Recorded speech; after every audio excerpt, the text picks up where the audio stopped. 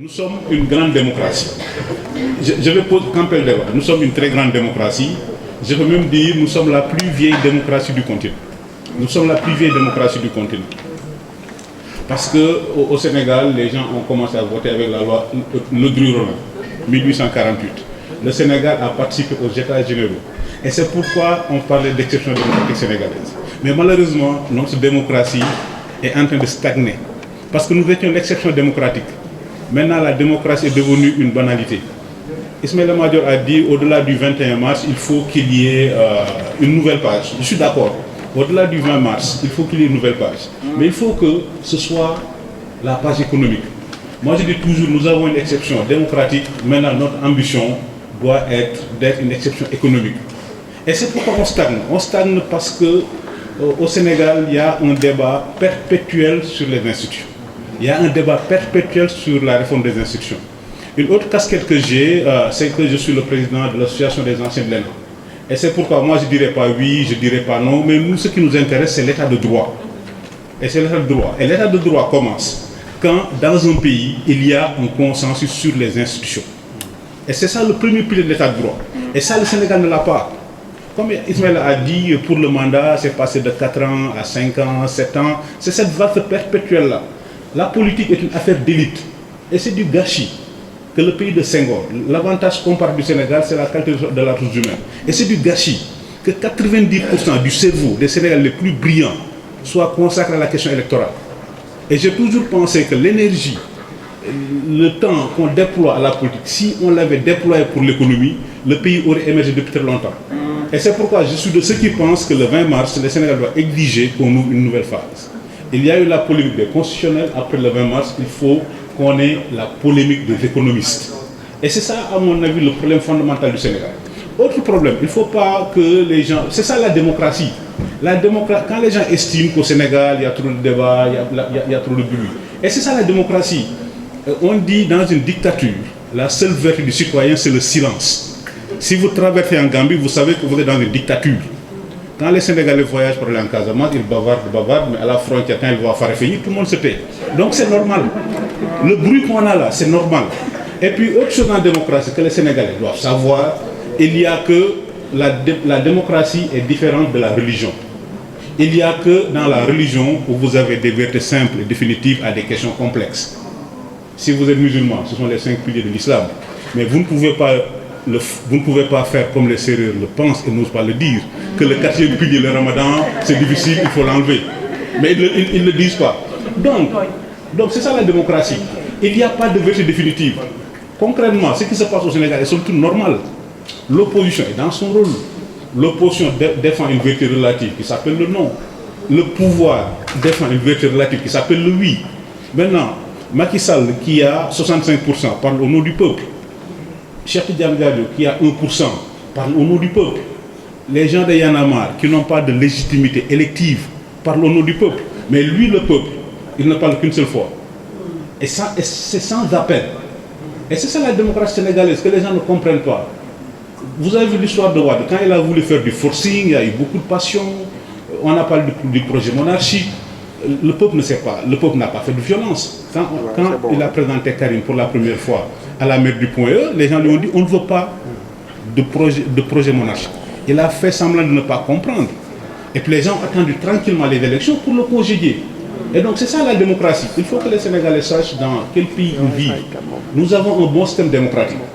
Mais il faut aussi que les gens sachent qu'il n'y a pas de démocratie en permanence. Ce qu'a dit le Premier ministre, c'est la République.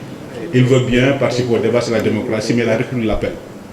Et c'est pourquoi je de ceux qui pensent. Moi, quand le Conseil constitutionnel a censuré le président de la République, j'ai été le premier à applaudir. Mais parce que c'est ça la République. Macky Sall, le candidat, nous sommes en démocratie. Le Conseil constitutionnel ne peut pas être le maître d'ouvrage de promesses électorales. Donc le Conseil constitutionnel, c'est la République. Le Premier ministre l'a dit tout à l'heure. Dans une démocratie, il y a toujours le primat de l'élu sur le nommé. Mais la démocratie, c'est des symboles. Le président de la République est la seule personne à être élue par tout le monde.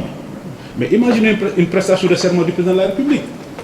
Le président de la République, chef de l'armée, président du Conseil de la magistrature, protecteur des arts et des lettres, il vient prêter serment devant 5 fonctionnaires.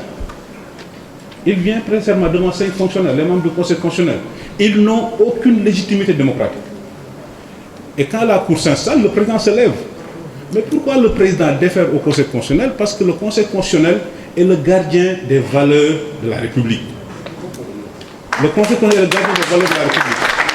Et j'ai toujours pensé qu'on fait un mauvais procès au Conseil constitutionnel, qui a été constant. Sur l'histoire du 3e mandat de Wade, non, la loi ne peut pas être rétroactive. Pour Macky Sall aussi, la loi ne peut pas être rétroactive. Donc c'est ça la République. Il faut que les gens l'acceptent. La démocratie, ça ne dure que 24 heures. Le 20 mars, Ismaïla Madior Fall a beau avoir fait les 15 réformes, être agrégé pour titulaire de chaire, il a une carte. Son cousin du Cayor, qui n'a jamais été à l'école, a une carte. On ne va pas dire Ismaïla, tu es agrégé, tu vas avoir 10 cartes. Donc quand on dit au peuple, prononcez-vous, quand il se prononce le soir, on revient dans la République. Et le Conseil constitutionnel, c'est la République. Donc je suis de ceux qui pensent qu'il faut que le Sénégal sorte. La démocratie, c'est toujours 2 phases. 2 phases. La première phase, ce que j'appelle la phase infantile de la démocratie, c'est la phase où le débat essentiel porte sur les questions de participation. Et c'est quoi les questions de participation? C'est ce que nous sommes en train de vivre aujourd'hui. Le mandat, 5, 7 ans. Est-ce qu'on fait premier tour, deuxième tour? Est-ce qu'il y a des mandats consécutifs? La deuxième phase, c'est quand on aura réglé les règles du jeu et que l'émulation politique se fait sur la base de la compétence et du résultat. Et je suis de ceux qui pensent que le Sénégal est naïvement à la recherche d'institutions parfaites. Ça n'existe pas. Il n'y a pas d'institutions parfaites. Les institutions les plus compliquées au monde, ce sont les institutions américaines. Qui comprend le système électoral américain? Même les Américains ne le comprennent pas. Super Tuesday, New Hampshire, Iowa, parce que quand les Américains fondaient leur République en 1776, le pays était immense, il n'y avait pas de métro, il n'y avait pas d'avion. Mais il faut avoir des institutions et des textes, ensuite les sacraliser. Les institutions deviennent parfaites avec le temps. Il faut que le Sénégal comprenne ça. Il n'y a pas d'institution parfaite. Il ne faut pas que chaque président vienne avec sa constitution. Ce n'est pas possible. L'Angleterre, quand vous voyez aujourd'hui le système électoral anglais, ça date de la Révolution glorieuse. Mais les gens se sont adaptés au texte. Il faut qu'enfin que le Sénégal sorte de ça. Et aussi longtemps que nous ne sortons pas de ça, nous allons beau nous dire nous sommes une exception démocratique, mais nous sommes en train de devenir une banalité démocratique. Le Bénin est une démocratie, la Côte d'Ivoire est une démocratie. Aujourd'hui, tout le monde est en train de devenir une démocratie. Sur l'avis du Conseil constitutionnel, mais si j'ai dit récemment à Seyou que les gens disent que oui, le président El Hadji Mansour Mbaye, mon nom est El Hadji Mansour Mbaye, le président est le gardien de la Constitution, j'ai dit à Seyou que le véritable gardien de la Constitution, c'est le Conseil constitutionnel. Ce n'est pas le président de la République. Parce que si c'était le président de la République, il n'aurait pas besoin de... Par exemple, si le président est au-dessus du Conseil constitutionnel, il deviendrait comme François Ier. François Ier est le premier roi de France qui a créé le titre de majesté. Et puis quand François Ier, roi de France, disait tel est mon bon plaisir, ça devenait loi. Ça veut dire que le plaisir du roi devenait la loi. Et nous sommes dans une république. Le plaisir du président, la volonté du président ne saurait devenir être une loi. 5 ou 7 ans. 5 ou 7 ans. 5 ou 7 ans. Ça n'a aucune importance. Ce qui est important, c'est qu'on dit c'est 5 ou 7 ans et qu'on n'y revienne plus. 5 ou 7 ans, c'est qu'on dit c'est 5 ou 7 ans, on ne revient plus. La laïcité, ce n'est pas un débat. Parce que le Sénégal est le seul pays musulman. Les gens oublient ça. Quand vous dites ça aux Américains, ils bondissent. Le Sénégal est le seul pays musulman à avoir eu un président catholique pendant 20 ans. Et les catholiques, c'est 4%. Nous sommes le seul pays au monde à avoir une rébellion dirigée par un prêtre catholique. Et personne n'a jamais attaqué un catholique au Sénégal. Donc quand vous avez un tel pays-là, l'État n'a pas besoin de faire des débats sur la laïcité. Parce que notre esprit de tolérance vient plutôt de nos racines sociologiques. Et j'ai toujours pensé que c'est l'État qui l'avait voulu. Mais avec les 12 ans de Wade, quand le pays a été stabilisé, je me dis finalement, ce n'était pas une volonté de l'État, mais c'est plutôt nos racines sociologiques. Autre élément important pour que vous sachiez dans quel système vous vivez. Nous sommes, pour vous montrer comment le perpétuel débat sur les institutions nous retarde. C'est important les institutions, c'est très important, mais nous ne pouvons pas avoir des institutions parfaites. Nous sommes le seul pays au monde Vous pouvez vérifier, il y a à peu près 192 pays dans le monde.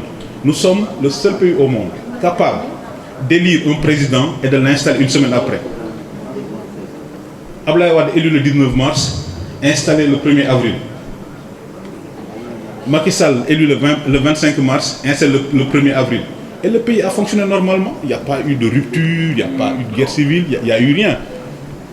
Autre événement que les Sénégalais oublient. En Afrique, le Sénégal est le seul pays où le président de la République peut se mettre devant la télévision le 19 février et dire je convoque les élections dans un mois. Dans un mois, on va aux élections. Mais la Guinée-Bissau a mis 3 ans pour faire des élections. La Côte d'Ivoire, c'était une guerre civile, la Centrafrique, il a fallu l'ONU. Donc notre système de démocratie, nous n'avons pas un problème politique, nous n'avons pas un problème institutionnel. On a créé l'ONEL, on a eu l'alternance, on a créé la Sénat, on a eu l'alternance. Et c'est pourquoi, et c'est là où je vais en terminer, le 20 mars, il n'y aura pas de révolution. Il n'y aura pas de révolution au sens science politique. Parce que si le oui l'emporte, ça n'impacte pas le système. Si le non l'emporte, ça ne va pas impacter le système. Mais par contre, si le oui l'emporte ou si le non l'emporte, ça va impacter des destins politiques individuels. C'est ça le fond du débat. Ça veut dire que les acteurs, eux, vont être impactés, mais le système est solide. En 2000, nous avons eu 40 ans de socialisme et on a changé d'ère politique en une semaine. Donc quand vous avez un système comme ça, vous vous dites nous avons le système qui est bon, il faut que les acteurs trouvent un consensus sur les règles du jeu.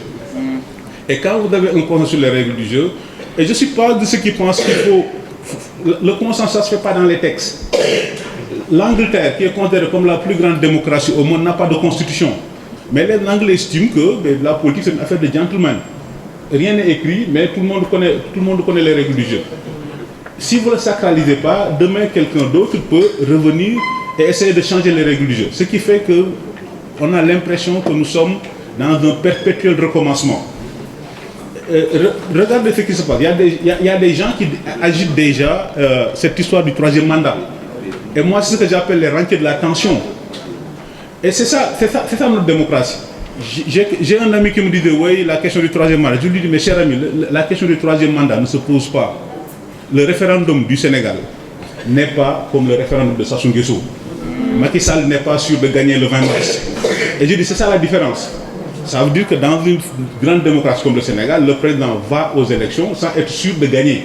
Et c'est une grande démocratie. Ça veut dire que l'élection est un mécanisme de remise en jeu du pouvoir. Je le dis, mais pour quelqu'un qui n'est pas sûr de gagner le 20 mars, on ne sait pas.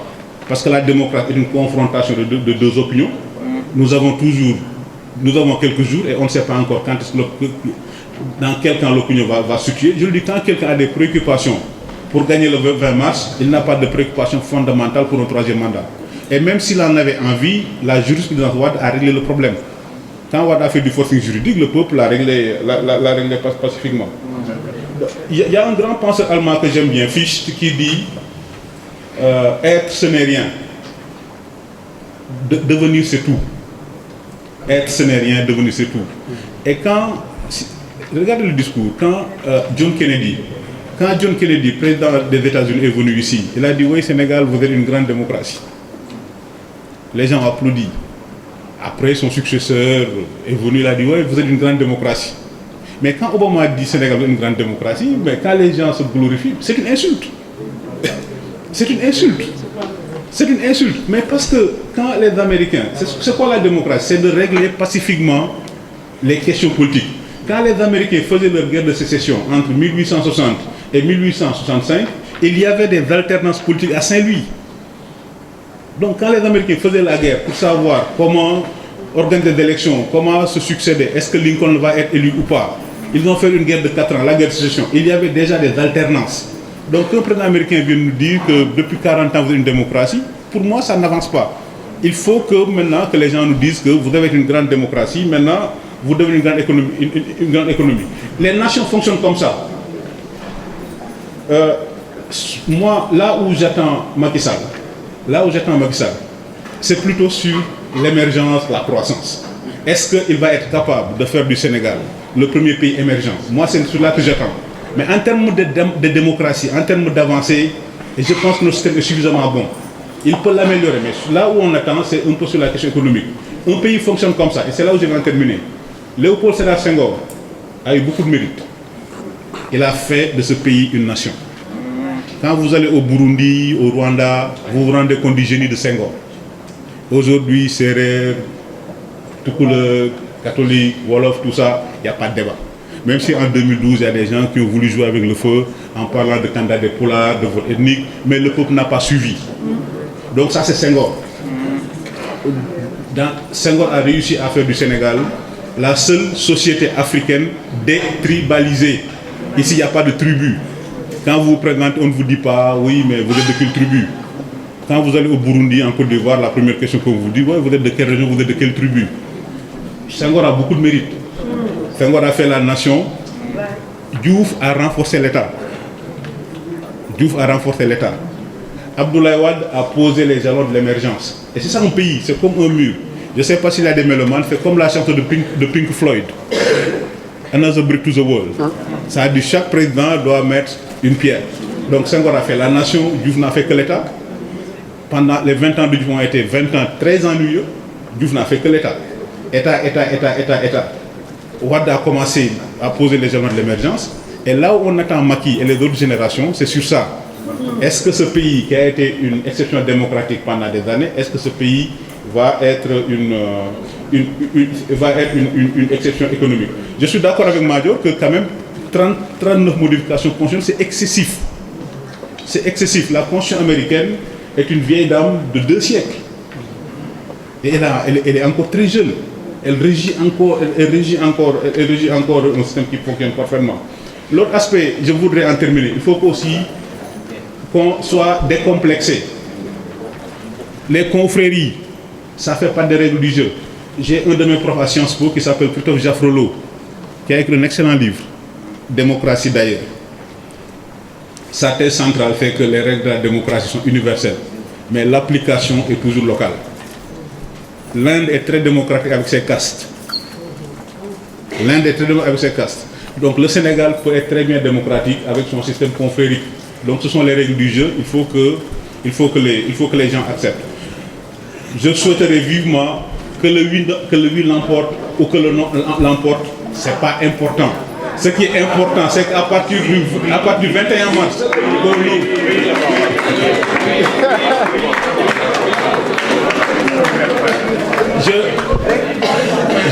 je dis oui pour que le 21 mars qu'on ouvre une nouvelle page où après la polémique des constitutionnalistes, on va avoir la polémique des économistes pour la croissance. Je vous remercie.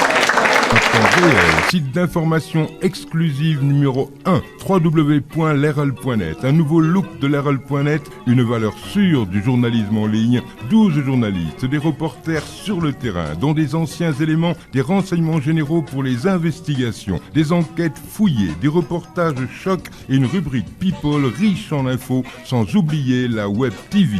Lerel.net, s'informer en temps réel.